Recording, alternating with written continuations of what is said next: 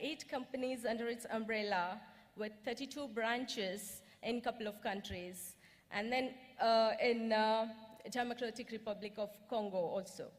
So we are successfully delivering comprehensive eye care.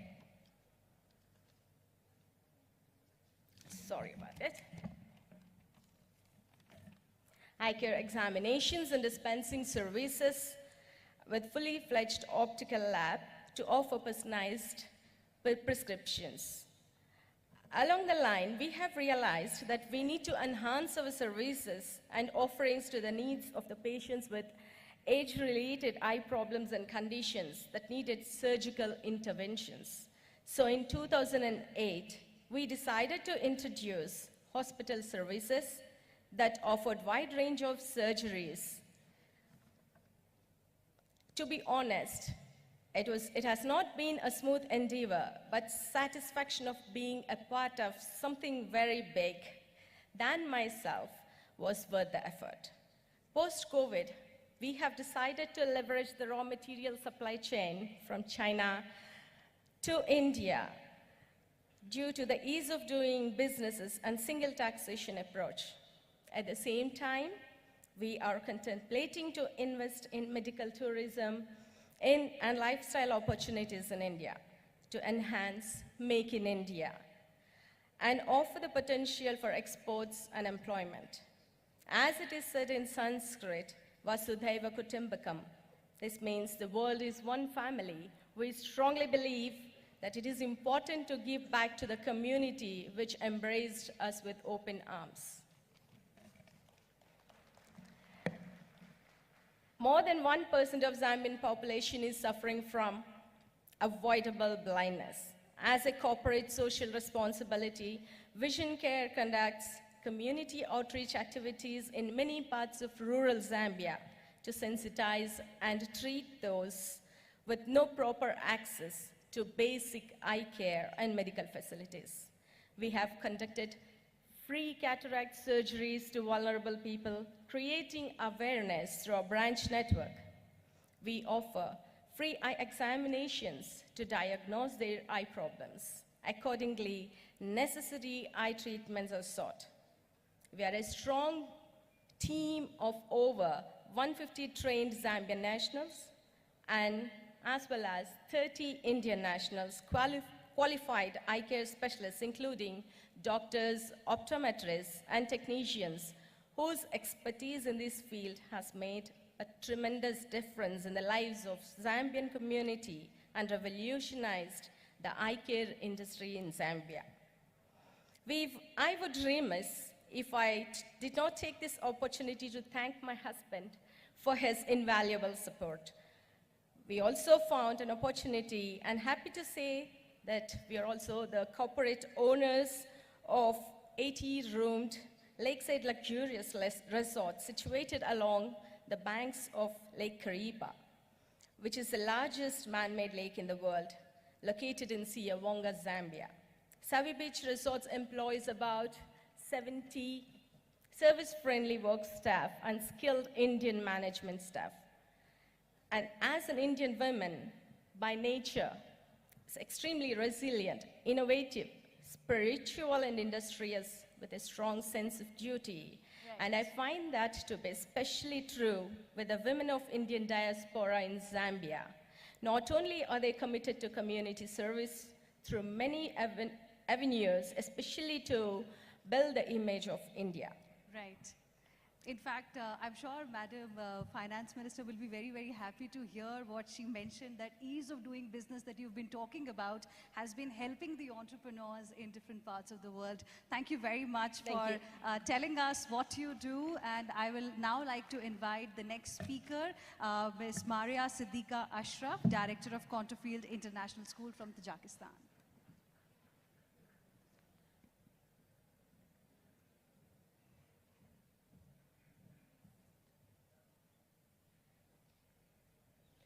Good afternoon, Honorable Finance Minister, Mrs. Nirmala Sitharaman, and distinguished guests. It is my great privilege to be a speaker for this session, harnessing the potential of women diaspora entrepreneurs towards an inclusive approach to nation building.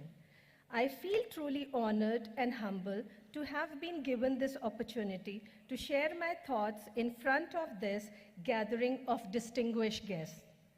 It would sound impressive if I would begin by saying that I had been nurturing this passion and dream since a long time. To be honest, I had no plans to own a business or to start. It was my circumstances that moved me to strike out on my own. I would like to quote American talk show host, the famous Oprah. She said, "Challenges are gifts that force us to search for the new center of gravity. Do not fight them, just find a new way to stand." And I did find a new way to stand. Good afternoon, ladies and gentlemen. I'm Maria Ashraf, and I'm an Indian entrepreneur who has built from ground up and organically nurtured the Conterfield International School in Dushanbe, Tajikistan. Just for your information, Tajikistan is a small country in Central Asia near Uzbekistan. Coming back to the challenge that brought out the entrepreneur in me, well, let me begin from the beginning. I traced my roots to Bahraich in Uttar Pradesh and learned my high degree in the area of education from the University of Awadh. As my father was in army, I have lived in many parts of India. My marriage to an NRI took me to shores abroad. As motherhood came calling, there was unbridled joy. The arrival of my firstborn son filled me the love I never knew resided within me. To every mother, their child is a special, and mine is very special. He's a special child with lot of difficulties. Because he was with me and we as a family, we were so happy with him that he didn't realize that he is a special child. So when he became 4 years old, I was looking for a kindergarten for him, play school. And I took him to a play school, and he refused to go to that play school because he thought he's a normal child. And then what I thought, मैं तो माँ हूँ ना, मुझे तो उसके लिए सोचना था कि अगर उसने रिफ्यूज़ कर दिया उस स्कूल को जाना, और जिस कंट्री में मैं थी वहाँ पे मिक्स स्कूल नहीं था कि स्पेशल बच्चे और नॉर्मल बच्चे एक साथ पढ़ रहे हो, तो मेरे बच्चे ने तो स्पेशल स्कूल में जाना रिफ्यूज़ कर दिया। तो मेरा घर बहुत बड़ा है और मेरे पास काफ़ी हेल्पर्स हैं, तो मैंने सोचा कि नेबरहुड से बच्चों को बुला के घर में ले आऊँगी और उनको पढ़ाऊँगी, और साथ में मेरा बच्चा जो है वो भी उनके साथ पढ़ेगा और खेलेगा। मुझे नहीं पता था कि ये जो मेरी छोटी सी बिगनिंग है ये एक बड़ा स्कूल का शेप ले लेगी। वो बच्चे जो नेबरहुड में थे, मेरे यहाँ आते थे, उन्होंने कहा ठीक है, प्ले स्कूल फिनिश हो गया, अब हमारे बच्चे ग्रेड 1 में जाएंगे, लेकिन हम बहुत हैप्पी हैं आपके किंडरगार्टन से, तो आप स्कूल क्यों नहीं खोल लेती। तो फिर with help of my husband मैंने जो है एक छोटा सा स्कूल खोला टिल ग्रेड 1 और 2। फिर वो बच्चे जब ग्रेड 2 के 3 में आए तो पेरेंट्स ने कहा हम दूसरे स्कूल में नहीं ले जाएंगे, इसी को एक्सपैंड कीजिए। तो अब हमारा स्कूल ये एक्सपैंड करते करते 12th ग्रेड तक हो गया है। मेरा स्कूल दूसरे स्कूल से क्यों डिफरेंट है, वो इस वजह से क्योंकि मेरे स्कूल में सिर्फ मेरा बच्चा एक स्पेशल चाइल्ड पहले था, फिर एक पेरेंट ने अपना बच्चा मेरे स्कूल में भेजा जिन्होंने पहले से नहीं मुझे बताया कि वो एक स्पेशल चाइल्ड है। वो ADHD उसको प्रॉब्लम थी, उन्होंने बोला मेरा बच्चा जो है वो थोड़ा सा एक्टिव है तो please take care of him. तो हम लोगों ने सोचा बच्चे तो एक्टिव होते ही हैं, कोई बात नहीं। धीरे धीरे रियलाइज़ किया इन अ वीक और 2 कि इस बच्चा सिर्फ एक्टिव नहीं है, इसको और भी कुछ हेल्प चाहिए। अब मैं तो माँ हूँ, मैंने अपने बच्चे के लिए स्कूल खोल दिया, तो मैं किसी के दूसरे बच्चे को कैसे कह दूँगी आप दूसरे स्कूल ले जाइए। तो मैंने क्या किया, अपने टीचर से बात की और मैंने कहा कि क्या हम इस बच्चे को, क्योंकि हमारे टीचर स्किल्ड नहीं थे, तो हमने कहा अगर हम अपना 100% डालें इसमें और इस बच्चे को एक चैलेंज की तरह लें और इस बच्चे को अपने स्कूल में पढ़ाएं। तो सबने कहा रेडी, वी आर रेडी। तो हम लोगों ने उस बच्चे को अपने स्कूल में एडमिशन दे दिया, मतलब पहले से ही एडमिशन था, उसे हटाया नहीं। फिर अब चैलेंज एक था कि नॉर्मल बच्चे जो हैं उनके पेरेंट्स क्या कहेंगे कि ये तो बच्चा बहुत एक्टिव है, कभी कभी जो है स्कूल में भागना ये सब शुरू कर देता है, क्लास में एकदम से खड़ा हो जाता है, उसका क्या करेंगे। तो हमने एक असिस्टेंट टीचर क्लास में रख ली जो उसकी टेक केयर करती थी उस बच्चे की। और वो धीरे धीरे बच्चा जो है मंथ में नहीं, डेज में वो चेंज होने लग गया, क्योंकि उससे पहले उसके कोई फ्रेंड्स नहीं थे। अब क्योंकि वो बच्चा जो है वो नॉर्मल बच्चों के साथ रह रहा था, तो उस बच्चे को बर्थडे पार्टीज में इनविटेशन मिलने लग गए, उस बच्चे के साथ लोग फ्रेंडशिप करने लग गए, और वो धीरे धीरे बच्चा चेंज हो गया। और उसकी मदर ने फिर ट्रांसफ़र नहीं लिया किसी और कंट्री में, क्योंकि वो चाहती हैं टिल ग्रेड 12 वो बच्चा यहीं रहे और पढ़े, क्योंकि उन्होंने चेंज देखा उस बच्चे में कितना है। What a wonderful story. And I would like to go to Honorable Finance Minister, Ms. Nirmala Sitharaman, for this very quickly. Doesn't it remind you of what Honorable Prime Minister had told each one of us when pandemic came, that turned this crisis into an opportunity, something that she very nicely could do? Absolutely. Yeah. This is a classic case of how you see an opportunity and make it easy for yourself, but eventually you see that there's a larger purpose that you can serve. And that's where it's commendable, the work that you have done, and immensely appreciation worthy. We'll now like to invite Ms. Devki Khimji, Managing Director of Al Turki Al Tasneem Groups, who's come from Oman, to briefly tell us what her journey has been like, what were her struggles. Good afternoon. Can you hear me? Yeah. Good afternoon, ladies and gentlemen, and thank you for having me. It's a huge honor and privilege to be here. I know it's lunchtime, but give me 6 minutes of your time, and if the men here have daughters that are, going to be entrepreneurs or want to be, or some of the women here, I think you'll like to hear my story, which I believe I'd like to inspire you all with it. My name is Devki Khimji. I'm the Managing Director of Al Tasneem Group of Companies. It's a construction company and a mining company. 30,000 Indian employees' lives depends on what I do every day. I wake up every morning with the conviction to do well, because those many lives depends on what I do, right? I'd like to tell you that this journey was not easy. India and in the rest of the world, a lot of work has been done with women education and equal opportunity for jobs. But female entrepreneurship, there's a lot of work to be done. I think it's just begun. Female entrepreneurship has just begun, right? There are lots of challenges. We know about those, investment, support from institutions, family support. But the biggest challenge we face today is courage and confidence.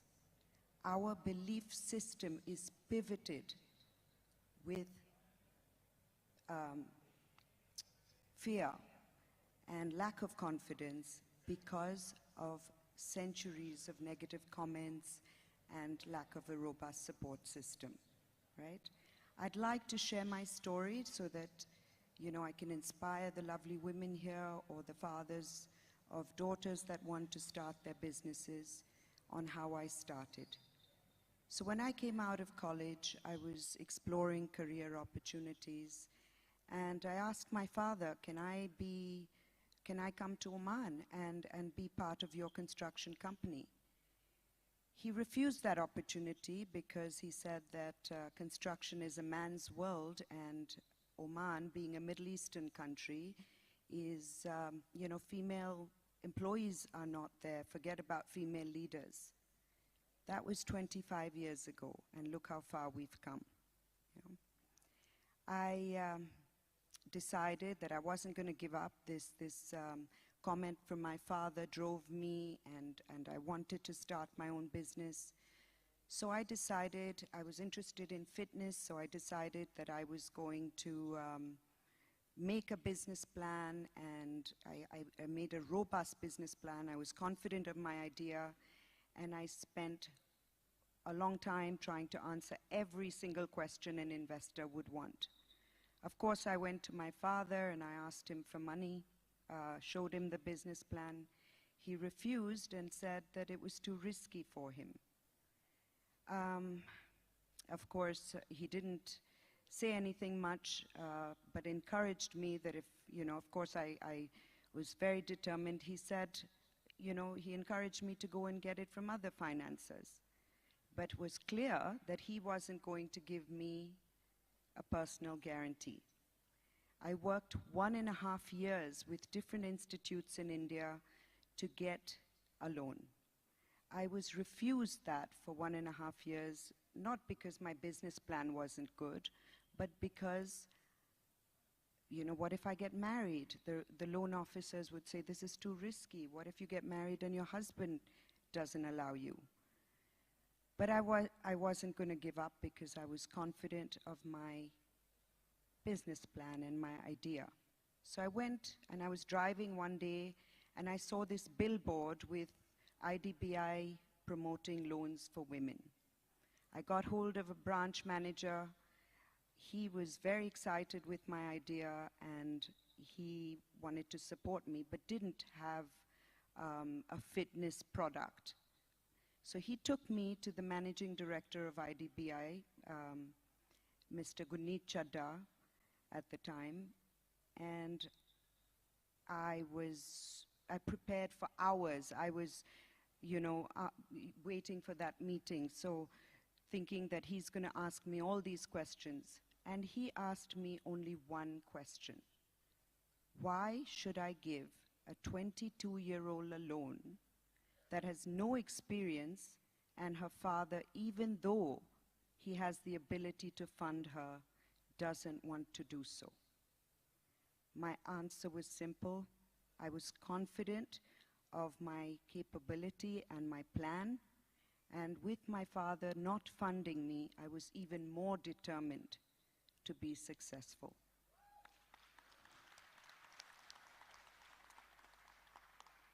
He smiled, he looked at that bank manager and said, I don't know why, but this young lady has convinced me.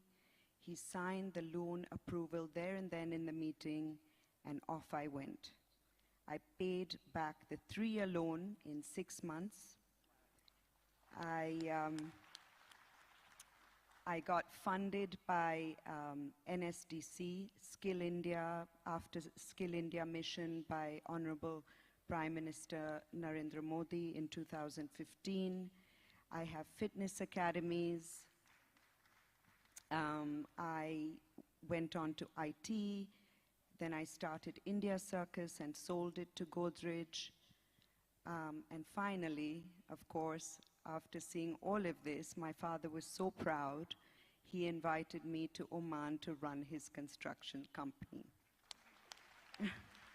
That's a very, very inspiring story. And Honorable Finance Minister, if would like to say something on this, because access to finance is a very, very big concern here in India. Also, you've come out with a number of policies to ensure all entrepreneurs, not just women entrepreneurs, get the access to finance. How better the scenario is today, ma'am? I was just listening to the story and I was telling myself as to what am I hearing, and of course all of us are familiar with this kind of a story, but here's the question which links me to this experience and making it more relevant for all of us to be seated together talking into each other's experiences. This is exactly the kind of problem which every woman, irrespective of the background she comes from or irrespective of the kind of business she wants to do, faces. Now here was somebody whose father could have given her the assistance. Probably he was also drawing that, spirit in her to fight it out and prove herself, whatever be it. But here was a family of father, mother who could have supported. There are immense number of women whose parents can't support, who do not have the wherewithal to support. Even they have an aspiration. Even they have a dream. And as much as our friend here, these women can also prove themselves and be successful. And this is where I do take this opportunity to say, I remember when PM Mudra scheme was launched.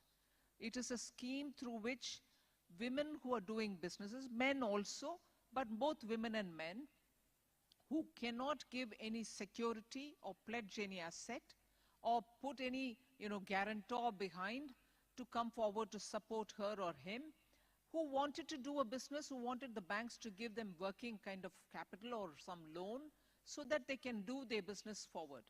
Otherwise, in India, in majority of the rural areas where people know one another by their face, less in urban areas, but wherever, the middlemen were giving money at very high interest rate for businesses to do. And these kind of small businesses can't even afford it, but they had no other go.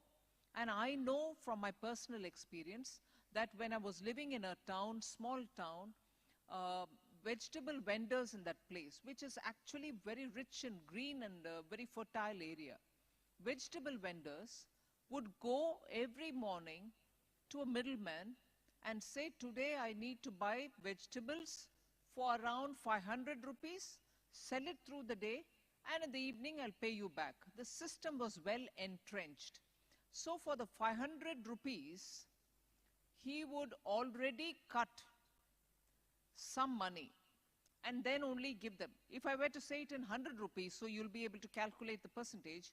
So 100 rupee worth of vegetables I want to buy and sell and come back in the evening to pay you back, he would give you only 90 rupees in hand. So the vegetable vendor will get only 90 rupees, although his borrowing is 100 rupees, meaning 10 rupees is already cut. 90 rupees he'll go to the market, buy wholesale market, he buy the vegetables, come sell, and in the evening he go and he'll pay back 100 rupees. So every day for 100 rupees borrowed, he would pay 10 rupees. If this is calculated, what will be the annual rate of interest, you can imagine. So that is how usurious this kind of middleman's business was. So when Prime Minister Modi launched PM Mudra scheme, it was aimed at helping street vendors, small fellows who are going on a cart and selling vegetables, fruits, flowers, or some kind of knickknacks for the children or for the women in the house. They didn't have huge capital. They didn't have a money lender who can give them without interest or without security. They knew them, so they would give it. But through the public sector banks, the Prime Minister made a statement. You don't need to give any security. The Prime Minister is the security for this. And then extended the Prime Minister Mudra scheme, wherein I'm glad to say more than 50% are going to women small entrepreneurs. 70% now, I'm glad to be corrected. So then, these small street vendors, small merchants, who did not have to fall prey to the middlemen, are now getting, without security, loans from the bank so that they can do the business. In between, there was this thing about, oh, these mudra loans are becoming non-performing assets, meaning people are not returning the money in time, nor are they servicing the loan in time, and so on. No. The data shows that the NPAs are the minimum, less than 5%. So people are absolutely doing their business with this kind of help and servicing their loans. So that help which is so needed, in which they can't bring in securities, which they don't have guarantors to give. Indian government, because it has kept its ears to the ground, has understood this need and fulfilled this requirement for small businesses to thrive with bank support. Thank you. Ma'am, with your kind permission, could we also take some questions from the audience? Just a few questions. Kindly raise your hands. Two requests, keep the question very, very short, and please identify yourself first. Okay, the gentleman here. Yes, yes. Hello. Yeah. Kudos to all the women sitting there. I think a Second, round of 1 applause second. for all of you. And quickly, I would just would like to thank Honorable Finance Minister for bringing all the data. And also, ma'am, as you said, India could be China +1 or EU +1 under your leadership. We would look forward to people saying we could be India +1 at a later date. Thank you very much. My question is something related to the global INR trade that India had opened with Russia and everybody else. I am Kishore Reddy, the president of the Sri Lanka India Society and the vice chair of the Indian CEO Forum. And I thought this would be a great opportunity to get your views. Because in terms of Russia, of course, there is excess of rupees that they would purchase from us. So we have balance of trade in favor of Russia, Okay. and we could use it. How could we use in terms of Sri Lanka? Because there would be less money coming in. How can the women All set right. up something Thank here you, which could sir. actually Thank you. be Let's there? take one more question. The gentleman here in the second row. Yes, sir. Can you have the mic, please?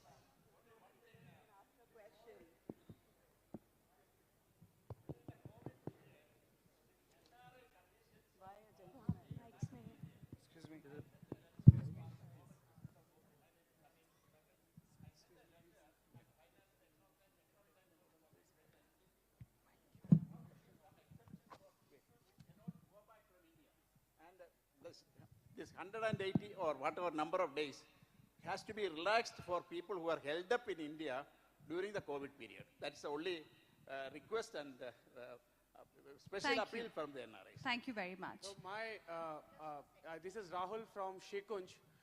My question is to Dr. Excuse me, Poonam. please ask questions related to the session. This Yeah. is not a session where you can ask questions on any topic. There is a theme, there is a topic, and please ask your questions related to the topic. And please be brief. I'm sorry for interruption, but this was needed. My question is to Dr. Poonam. Dr. Poonam Gupta, you have already supported in the time of COVID, and you have allotted some concentrator, right? I just wanted to know, as a woman entrepreneur, you are doing a lot as a CSR activist. What is your plan for, as a woman activist, what is your plan for the next CSR activities in India? Do you have something? you. Thank you very much. Thank you for the question. I'm always working on multiple things, especially in women education and entrepreneurship.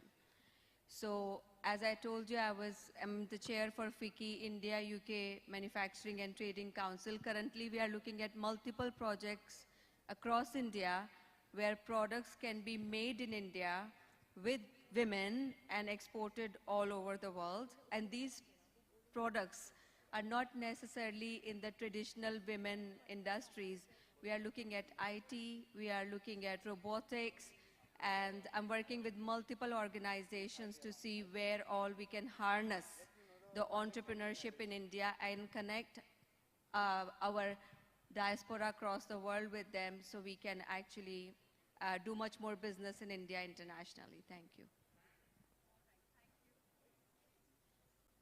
You also had mentioned in your opening remarks, it's an aspirational India looking at participation in the world, and our aim should be to be engine of growth for the rest of the world. You heard these 6 wonderful women telling us their stories. There used to be a time when India used to give the world engineers, doctors, but now it seems though, India is giving the world entrepreneurs. So what kind of role can they play for nation building? How can they give it back to the society from where they went and became the leaders? Well, that's an area which is very wide. Certainly, each one of them can contribute from their experience abroad as to what can be done in India, which can again have an audience or a market elsewhere. That is one simple abstract way in which I can put it, but in concrete action-oriented ways, they can always be joint ventures. They can always be mutually assisting. Some can be technological assistance, which we can provide, or financial assistance in terms of equity capital, which can come in from investors abroad, which are Indian diaspora investors, Or you can always look at that district to which you belong and come and support the program of the government there for promotion of one of those products. The one district, one product is something which I purposely put before you. After all, somewhere you will trace your origin to one of the districts in India. So you may want to come and see how that particular product can find market in the place where you live. Simple as that. Or even you set up production centers here and find markets elsewhere. So there are ever so many opportunities for that kind of an entrepreneurial collaboration between Indian diaspora and India. Any questions that our guests here who are present today on the stage have for Honorable Finance Minister? Anything that you want the country to do so that you can be the real brand ambassador? Because now you all have a huge responsibility. Let's start with you. Yes. So I do believe that as a country, as a world, we're doing a lot for, you know, as we said, institutional loans or equal opportunity. I think there's a lot to be done as far as confidence and courage that women need to have. We all, including myself, comes from what I call a traditionally progressive family, right? It sounds like I'm putting two contradictory words together, but that's what I mean. You know, the choice of career, oh, lawyers are too argumentative, doctors get called in, you know, it's got to be family worthy. These are things that all women hear all the time. If these kind of things are ingrained, we lose that confidence and courage. So as a country and as parents, as women, we should celebrate stories, success stories, because courage is contagious, right? And hope has a life of its own. Thank you. And I remember a couple of days back only, Ms. Nirmala Sitharaman was speaking to a young girl in Kota who asked her specifically about the ups and downs she faces on a regular basis. And it was a very beautiful message that ma'am gave to her. Would you like to say that and, you know, maybe inspire those who are listening to you right now? Not so much for the message that I gave. This was one young girl, maybe in 11th class or 12th, I mean, as you would call 11th grade or 12th grade, and trying to enter into medical education. It was, I mean, I felt some, you know, something tugging at my heart when I saw her speak. She had tears in her eyes. But she was so expressive to say, look, there are just too many ups and downs. I'm preparing to become a doctor, enter into a medical college. But it's so challenging. Some days are so bad, some days are so good. And it was like everybody in the audience, similarly placed, mostly girls who are trying to get into engineering or medicine. All of them were hesitant to ask, but she dared to say, look, this much of ups and downs, it's sometimes disorienting. I feel very down sometimes. So all that I could tell her was, it's first of all supremely courageous of her to stand up and ask this question while the rest of them didn't. And the fact that she stood up and asked itself says that she's identified the problem, that there are challenges, there are ups and downs, not every day is the same thing. So all that I could tell her was, you've identified the problem, that itself is half the bridge crossed, and I'm sure with the kind of confidence with which you're standing up and speaking here, you'll be able to do the rest. And the one thing which was so personal to me, because it really touched my heart, so I said if I were close to you, I would have come and given you a tight hug, because it's such a, you know, live, standing up and speaking and saying, look, it's not easy, it's so trying, it is so hard sometimes, so much of ups and downs for a 16, 17-year-old girl. So I said, don't worry. I mean, that was the conversation. But I thought it was so evocative of how every teenager feels, because the challenges are so much. Parents' expectations are so much.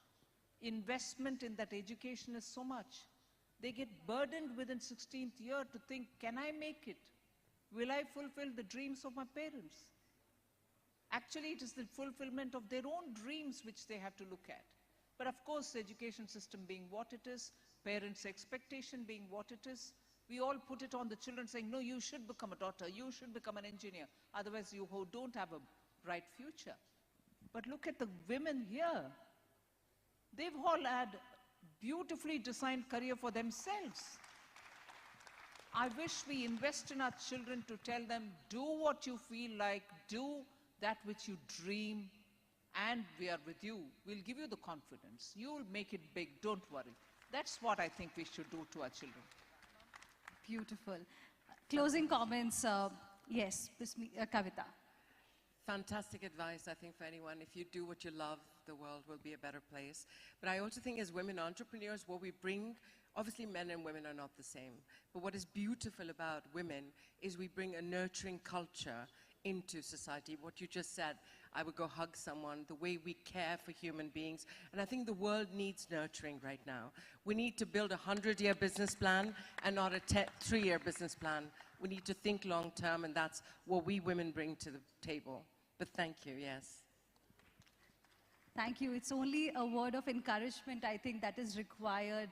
The confidence, that a person really needs whenever there are ups and downs. But that was a beautiful message, and that's the reason why I wanted to speak about it today, because the women who are sitting with you, ma'am, today here on the stage, they had that courage. But life wasn't really easy for them. They were very, very young, most of them, who went abroad, left their own homeland, but today they are back here as the entrepreneurs. Thank you very much, all of you. With this, we would like to conclude this session. It was the last plenary session of this event. Lunch follows, and of course, there is a big event after that as well. Thank you very much, all of you.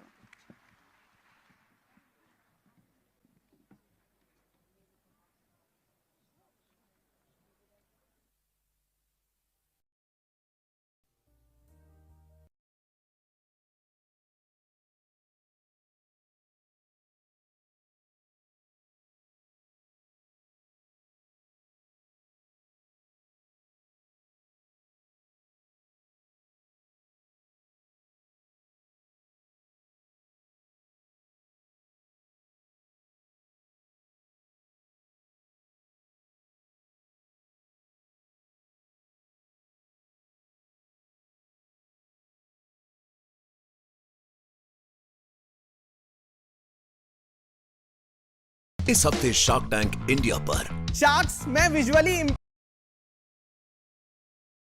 Wow क्या आपने 10% equity. I thought you had 2.5% equity. 200 साल का pending upgrade लेके आए हैं आयु Singh. Sharks, are you ready to die? 65 lakh for 5%. For 4%. 30 lakhs for 3% equity. Final offer. I'm changing the game. Shark Tank India Season 2 streaming on Sony Live. Business के बाद अब करेंगे अपने फूड के पैशन से सबको impress. Master chef India streaming on Sony live.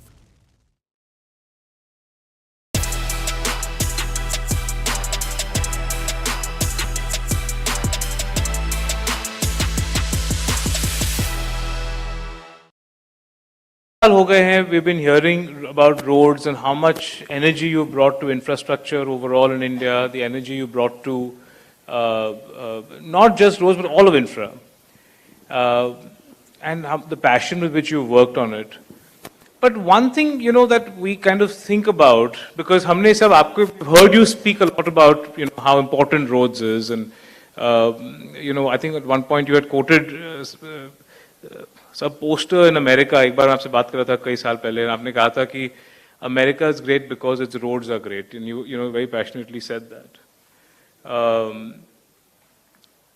Do you think that we have had the economic impact that you expected road to have, कि आपने इतना कनेक्टिविटी किया है, जो have roads given us the jobs, have roads given us the GDP growth, have roads given us the investment, have roads given us the increased trade, has all this that we expected roads to give? Abhi, since it's been 7 years, agar aap look back at the result of the road development, you have done fantastic, very efficient, fast road development, but has that translated like you would have expected? देखिए, मैंने जो बात कही थी, वो आप बिल्कुल सही कह रहे हो. जब मैं मुंबई में मंत्री था और ये Worli Bandra sea link project, 55 flyovers और मुंबई